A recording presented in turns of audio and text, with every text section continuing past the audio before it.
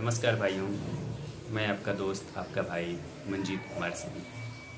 आज बहुत दिनों के बाद सोचा कि अपने मित्रों के बीच दो बातें रखें, दो विचार रखें।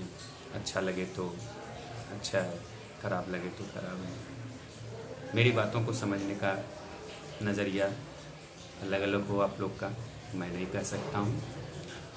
पर मैं शुरू करता हूँ इस बात से कि मैं लगातार बेरोज़गारी के खिलाफ़ बोलता आ रहा हूँ। मैं कल तक जदयू परिवार से बिलोंग करता हूँ नहीं करता था। ना तो मुझे कोई निकाले, मेरा दिल कह गया कि मैं इस लायक नहीं हूँ, इस परिवार में रहने लायक नहीं हूँ, क्योंकि ये परिवार भी 15 वर्षों में मोकामा का कुछ उद्धार नहीं हो पाया। आज आप बोल रहे हैं राम और रावण की लड़ाई, ये मोकामा में रावण लाया कौन? मैं ये पूछता हूँ, मोकामा में रावण लाया कौन? रावण लाने वाले तो जदयू परिवार ही था।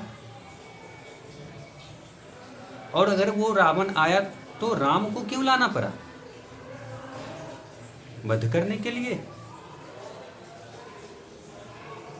ये इस तरह से मोकामा का विधानसभा चुनाव 2020 का बन गया कि आम जनता को वगलगाकर कुछ चंद युवाओं को छोड़कर सभी को अपने ओर आकर्षित करने के लिए सोचे। तो भाई, अपना घर दुआर बेच के, सर पे कर्जा लेके आपका कोई समर्थन कितना दिन करते रहेगा? बिना स्वार्थ का क्या होता है वो बताइए। आज राजनीतिक दल में स्वार्थ, मैं बहुत सारे का वीडियो देख रहा हूँ, बहुत सारे प्रचार कर रहे थे कि हमारे विधायक जी जो हैं मोकामा के अनंत सिंह जी, वो आज तक कभी विधानसभा में बोले नहीं, आवाज़ नहीं उठाए। ये बात मैं भी मानता हूँ कि वो आवाज़ नहीं उठाए।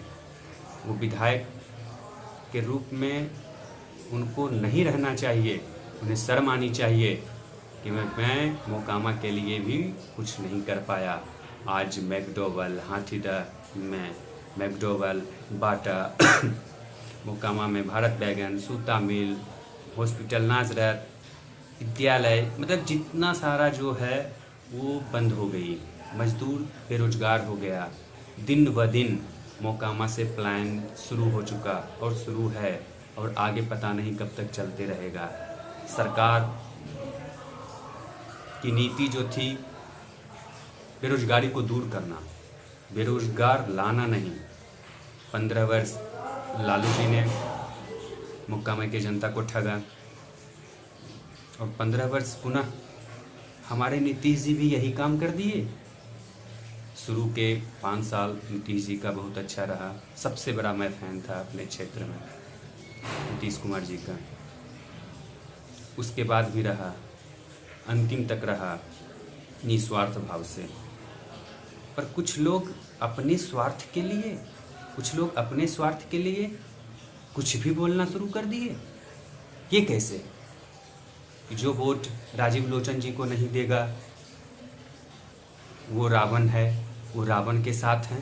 अरे ये कौन? आप डिसाइड करने वाले कौन होते हैं? आप डिसाइड करने वाले कौन होते हैं? ये सब जो भाषाएं हैं वो बंद करें, आपसी तनाव मत लें। मोकामा के रोजगार के बारे में बोलें तो साथ रहेंगे, हर हमेशा मैं साथ रहूँगा, और मेरे जैसा युवा हजारों की संख्या में आपका साथ रहेगा। लेकिन आप बेरोजगार पे चढ़ते जाइएगा और बग लगाते रहिएगा तो आपका साथ आने वाले समय में कोई नहीं रहेगा। परिणाम आएगा, परिणाम 10 नवंबर को भी आने वाला है। मुझे याद है, मैं एक वीडियो डाला था दिसंबर महीना में ट्रक को लेकर, बेरोजगारी को लेकर। मैं उस दिन भी आपको बोला था कि बेरोजगारी को ख़त्म कीजिए। एक मोकामा में जरिया क्या बचा? मात्र एक ट्रक, और आपने ट्रक को भी बर्बाद करना शुरू कर दिया। ट्रक को भी चलने नहीं दिया। कभी लीपी मेम आए, वहाँ छापा मारे, वहाँ लीगल बताए, वहाँ अवैध बताए। इस तरीके से परेशान जनता हुई, कर्ज ब कर्ज जनता पे बढ़ी, सरकार पे नहीं बढ़ी। सरकार अपना टैक्स लेते रहा, सरकार सब वसूली करती रही, अवैध तरीके से करे या वैध तरीके से करे। अफसरशाही, अवैध तरीके से मेरे बोलने का मतलब है अफसरशाही। अगर ट्रक चलती थी, जबरन पकड़ के मोटा मोटा पैसा वसूला जाता था।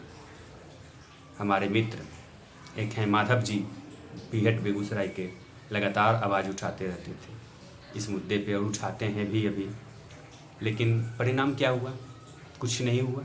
हम लोग पुनः फिर वही काम कर रहे हैं। मुझे राजीव लोचन जी से कोई गिला शिकवा नहीं है, मैं अनंत सिंह का समर्थक नहीं हूँ। बस दिल में चोट लगी कि मैं एक खुद बेरोजगार हूँ। बेरोजगार को क्या चाहिए? रोजगार चाहिए, और ये सरकार रोजगार नहीं दे रही है। और हमारे जैसे युवा काम की तलाश में दूर भटकते हैं। पैसे कुछ हों, कोई ठेकेदारी करते हैं, कहीं जॉब करते हैं, कहीं पढ़े लिखे हैं जॉब करते हैं, नहीं पढ़े लिखे हुए हैं तो बेलचा चलाते हैं। ये ज़िंदगी, ऐसी ज़िंदगी क्यों? क्या इसका जिम्मेदार सिर्फ अनंत सिंह है? अनंत सिंह सिर्फ जिम्मेदार नहीं है, हमारा परिवार, जदयू परिवार भी है, गठबंधन की सरकार भी है इस बेरोजगारी को लाने में। इसलिए मेरे दोस्तों, मैं आपसे यही निवेदन करता हूँ कि मेरी बातों को अगर बुरा भी लगा हो तो छोटा भाई समझ के माफ़ करिएगा, लेकिन सच्चाई यही है। इस वजह से मेरे जैसा युवा, मेरे जैसा इंसान का दिल फट गया। आज मोकामा की स्थिति क्या रही?